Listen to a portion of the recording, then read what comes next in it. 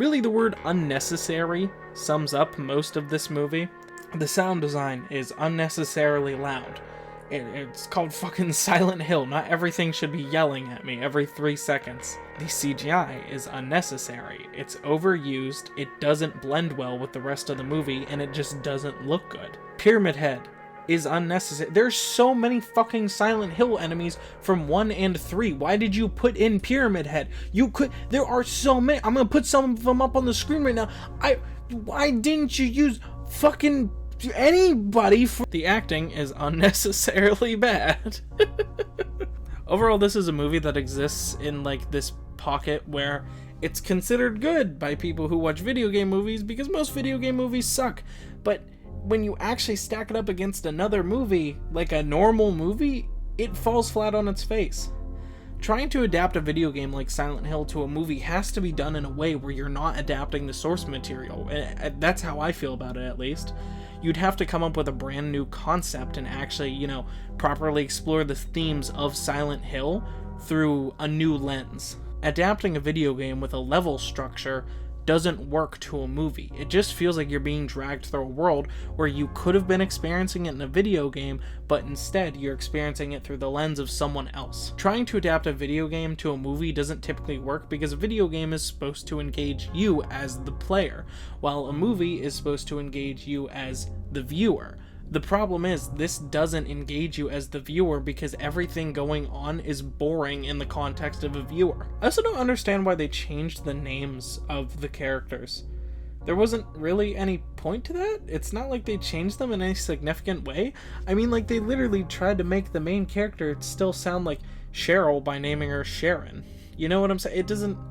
I don't get that. Another fundamental issue this movie suffers from is never really engaging in psychological horror. All of the horror in this movie is very loud and it's mostly body gore, and the problem with that is there isn't a lot of it. The movie isn't really scary. A lot of it is just characters walking around in locations that could be scary but aren't. It ends up really not feeling like a horror movie at all, and like a drama that takes place in Silent Hill, without any of the characteristics that make Silent Hill an interesting game. So you kind of just end up with these really good scenes that, while the CGI is bad, everything kind of comes together, and it's gory, and it's stupid, and it's over the top, like where Pyramid Head rips a woman's skin off and fucking flails it at the screen, or the end scene where the spikes go through everybody. These scenes are when the movie is at its peak because it's actually doing something that like looks cool and like is cool.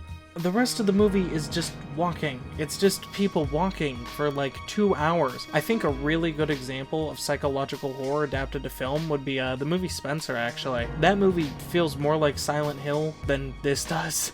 Like at all. I seriously recommend that movie, by the way. I know it's not a psychological horror movie, it's a drama, but it's scarier than Silent Hill. It has more in common with the games than this movie, and is a much better example of how psychological horror can be done to create tension between the audience and the film. This movie just doesn't ever really do anything that's scary. It's gory and it's fun when it's gory, but it's not scary. Which, it would be cool if I got more of those fun gory scenes that the movie actually does right. But instead, as I said, they just usually waste most of their time walking around doing nothing interesting. If you feel you cannot properly adapt the psychological horror aspects of Silent Hill, then don't. There's nothing wrong with that. I'm not such a purist that I couldn't enjoy this movie if it wasn't anything like Silent Hill at all and was just a loud, gory mess. It would be a bad movie, and it would be a bad Silent Hill movie, but it would still probably be entertaining.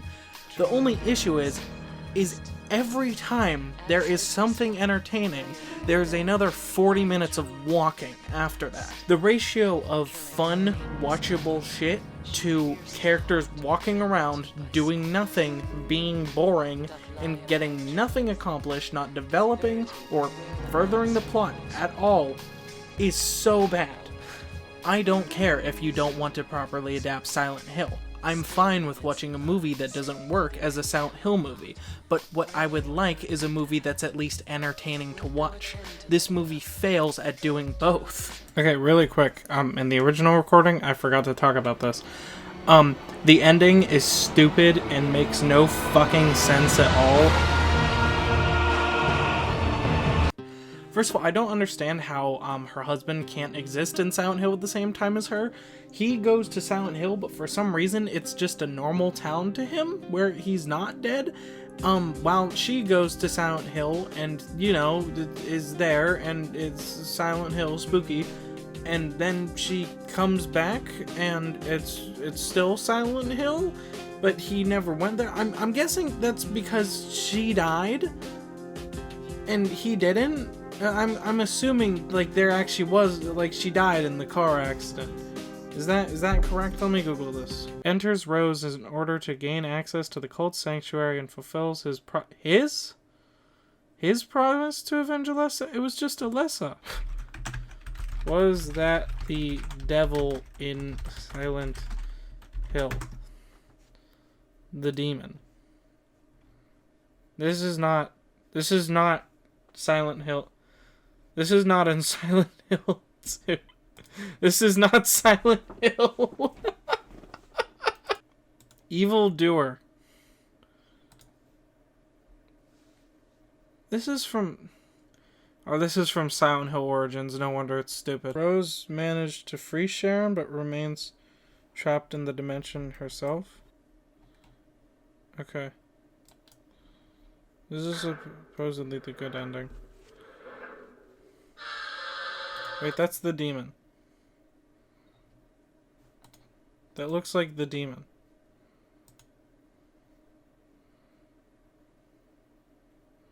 But it says his origin is Silent Hill Origins.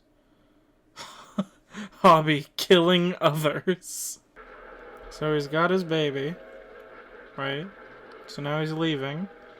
Okay, now this guy gets up. Okay. Okay. And then... Okay, that's Jillian Barbary. Okay, now Jillian Barbary... She holds him.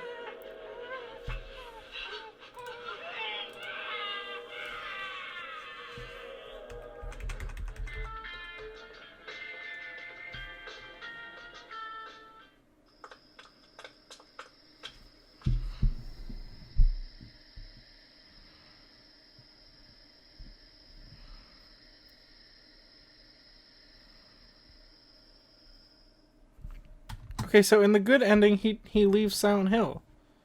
So what the fuck? So this isn't like adapted from the game. This is its own thing.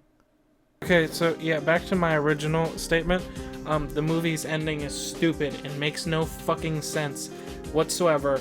And